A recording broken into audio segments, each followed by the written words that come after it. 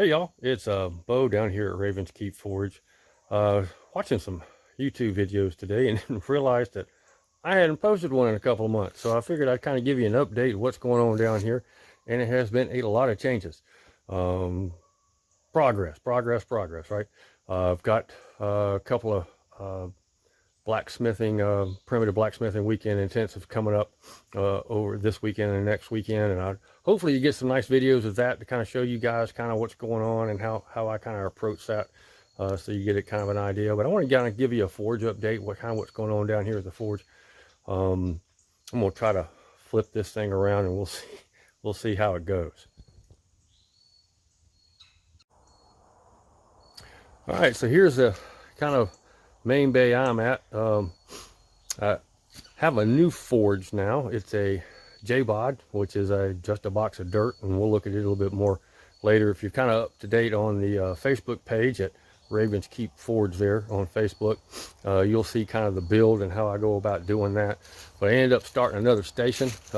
This is what I call affectionately thing 1, and then that over there would be thing 2.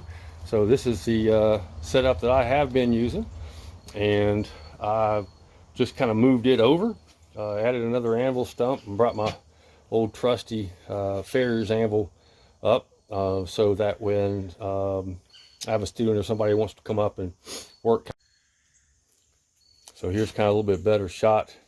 That way you've got our, pretty much set up the exact same way I had it before. Anvil might be just a little bit lower than what I'm normally used to. I kind of like mine a little bit higher because I work with a little bit smaller items, but that's kind of how that's set up. And then over here, there was this old table that was down here, or legs of a table that was down here, and I found some pressure treated plywood and put a new top on it, and I kind of store all our primitive anvils over here, and tarp and various materials that I've got stuck up underneath, some scrap wood, our anvil stumps. There's my throatless shear there. I've got my charcoal stored over here. For now, it won't be long, I'll be making some more. If you've watched that video, you'll see it didn't go exactly like I wanted it to, but I learned a lot. I learned how not to make charcoal. So, and then next time we can kind of make charcoal. So, and then I've kind of moved all my tools back away from me. I did have them over here. It was starting to feel kind of cramped. And the thing I like about being down here is it's kind of nice and open. I like that. Then I've got my steel racks that I installed up here. And then this is the new one. This is JABOD, just a box of dirt. It's got 2x8s, non-pressure treated. All this stuff. Only thing I really had to purchase to do this was the fire brick and a new hand crank. So we're looking at, you know, $70. Because everything else I kind of drug out of the woods, the hardware store. If you've watched other videos, you've seen my hardware store.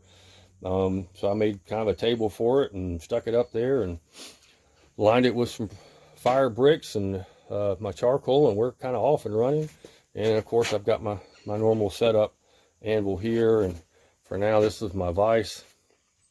And these are shutters that I use to mainly keep the rain out from here when it kind of rains, because it does rain sideways into the forge, and that's kind of gets everything wet, and that's really kind of a pain.